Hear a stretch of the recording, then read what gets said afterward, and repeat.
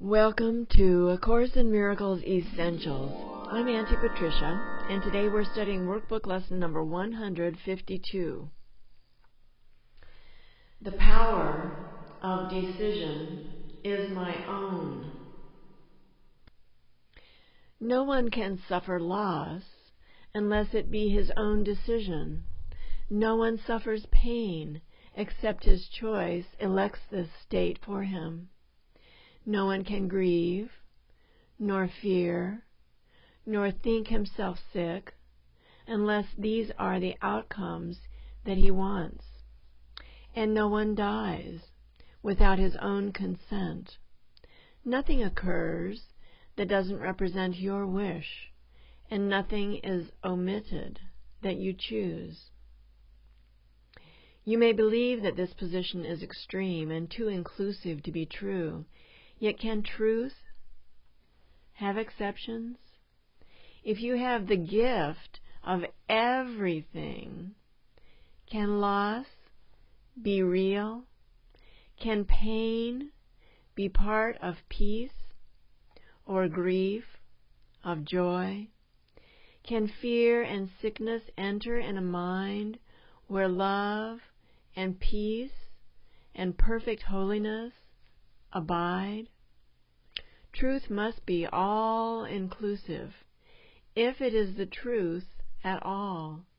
Accept no substitutes and no exceptions, for to do so is to contradict the truth entirely. Salvation is the recognition that the truth is true, and nothing else is true.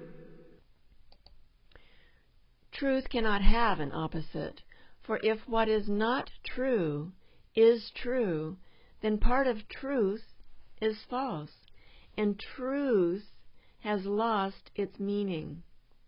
Nothing but the truth is true, and what is false is false.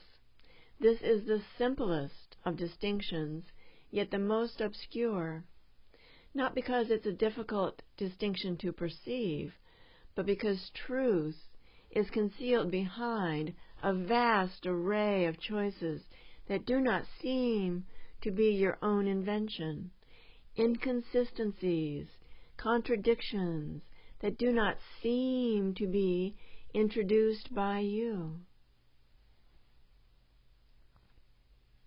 As God created you, you remain unchangeable, with transitory states by definition false, and that includes all shifts in feelings, alterations in conditions of the mind and the body, in all awareness and in all response. This is the all-inclusive, which sets the truth apart from falsehood. Is it not strange for you to believe it is arrogance to think you made the world you see? God made it not. Of this you can be sure. What can He know of the ephemeral, the sinful, the guilty, the afraid, the suffering, the lonely, and the mind that lives within the body that must die? You accuse Him of insanity to think He made a world where such things seem to have reality. He is not mad. Yet only madness makes a world like this. To think that God made chaos contradicts His will, invents opposites to the truth, and allows death to triumph over life. All this is arrogance. Humility would see at once these things are not of Him. And can you see what God created not? To think you can is merely to believe you can perceive what God willed not to be. And what could be more arrogant than this? Let us today be truly humble and accept what we have made as what it is. The power of decision is our own. Decide only to accept your rightful place as co-creator of the universe, and all you think you made will disappear. What rises to awareness then will be all that ever was, eternally, as it is now, and it will take the place of self-deceptions made to usurp the altar to the Father and the Son. Today we practice true humility. Only the ego can be arrogant, but truth is humble in acknowledging its mightiness, its changelessness, its eternal wholeness, all-encompassing God's perfect gift to His beloved Son. We lay aside the arrogance which says that we are sinners, guilty and afraid, ashamed of what we are, and we lift our hearts in true humility instead to Him who has created us immaculate, like Himself, in power and in love. The power of decision is our own, and we accept of Him that which we are, and humbly recognize the Son of God.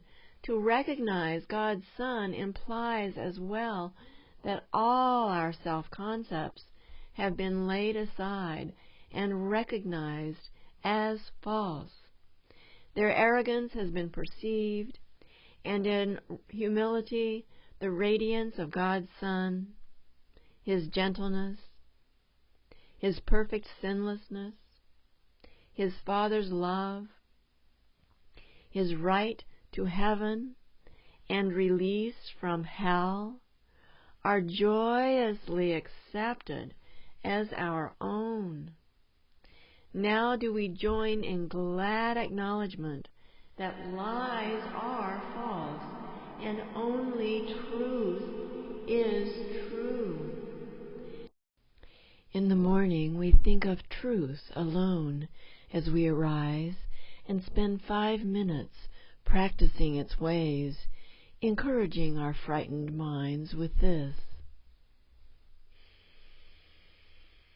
The power of decision is my own. This day I will accept myself as what my Father's will created me to be. Then we will wait in silence, giving up all self-deceptions as we humbly ask ourselves that He reveal Himself to us, and He who never left will come again to our awareness, grateful to restore His home to God as it was meant to be.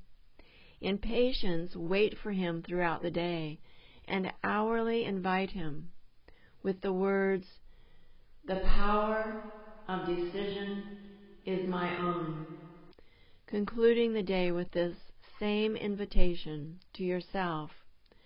God's voice will answer, for He speaks for you and for your Father.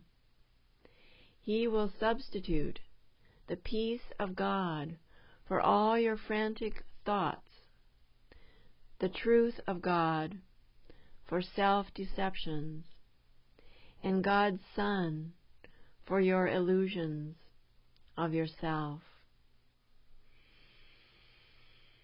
The power of decision is my own. So thank you for coming today, and please come back tomorrow for lesson number 153.